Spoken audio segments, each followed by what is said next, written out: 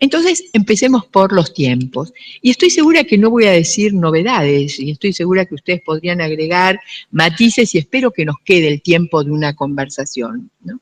Digo, el tiempo de una conversación, cosa que Ana destacaba también, me parece fundamental porque quizás algo que estos tiempos tengan como marca es, vamos a decirlo así, yo lo voy a decir un poco groseramente y tajantemente, después ustedes lo matizan.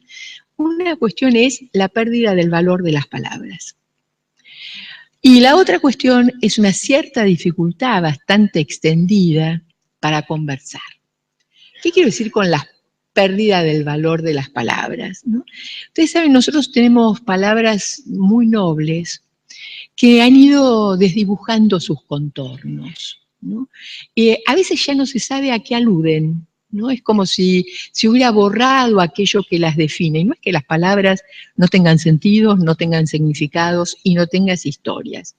Pero hay un filósofo latinoamericano, colombiano, se llama Carlos Vázquez, que dice, ¿y si de golpe las palabras faltaran?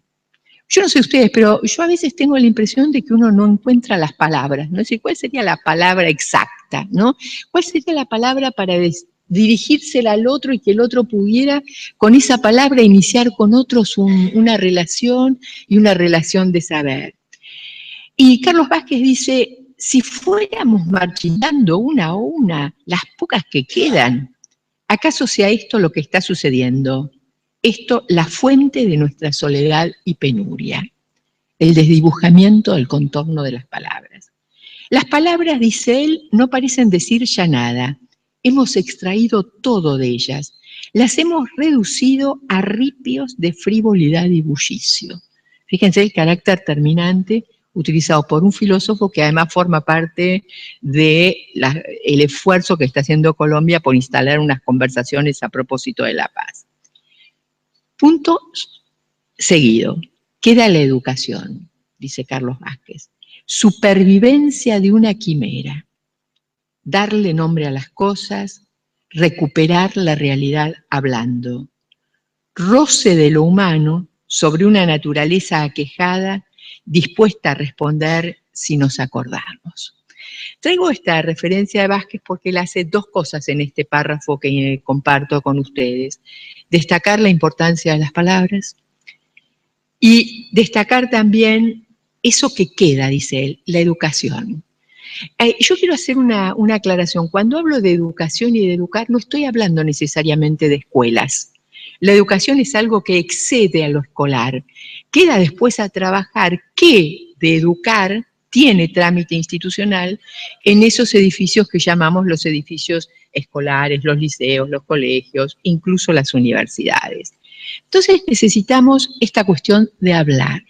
Pero hablar, ¿por qué nos costará tanto? ¿Por qué habremos dejado que muchas catástrofes afecten con tanta contundencia el valor de las palabras? Quizás porque hablar implica ponerse a conversar. Y una conversación es una cosa muy difícil, parece sencillo, pero conversar es muy difícil, porque como dice Carlos Vázquez, para conversar hay que estar dispuesto a dejar de lado el fardo de lo ya experimentado, dice él. Es decir, conversar implica una disposición, una disponibilidad, digámoslo así, para desaprender, para desalojarnos de algo, para volvernos disponibles a otras cosas, ¿no? Entonces, conversar es desaprender, es desprenderse de algo, es desprenderse de uno, es desprenderse de todo. Y entonces conversar exige esa disponibilidad al desalojo. ¿Qué quiero decir con esto? Siguiendo la traza de Carlos Vázquez, digo, es difícil conversar cuando hay atrincheramientos. Es difícil conversar si uno va a la conversación como con coraza, como si fuera un caballero medieval, ¿no? A la conversación uno tiene que ir dispuesto a dejarse conmover y a volver a pensar. Y pensar, como ustedes saben, los que hace mucho tiempo nos conocemos, pensar no es cualquier verbo. Es un verbo que viene a conmover los cercos cognitivos que nos habitan y habitamos. Es decir, pensar es algo que uno hace cuando discute un paradigma, no cuando se pliega al paradigma. Pensar es algo que ocurre cuando uno empieza a asociar cosas que antes no estaban juntas, aunque al principio parezcan utópicas, ¿por qué no decirlo? Un poquito chifladas, ¿no? Juntar unas cosas que no estaban juntas, eso es pensar. Pensar para algunos autores es algo de lo cual la autoridad tiene poco. ¿No? Ustedes saben que hay autores, los autores de la corriente de la sociología clínica, en particular Eugene Enriquez, que describe estos tiempos como unos tiempos donde el miedo a pensar le gana al deseo de pensar.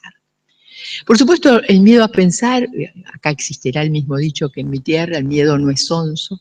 El miedo a pensar viene del modo en que algunos han querido que muchos otros no piensen, porque los que piensan son incómodos.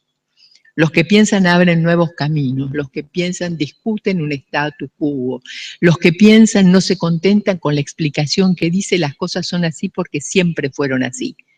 Los que piensan quieren otras respuestas y por supuesto hacen otras preguntas.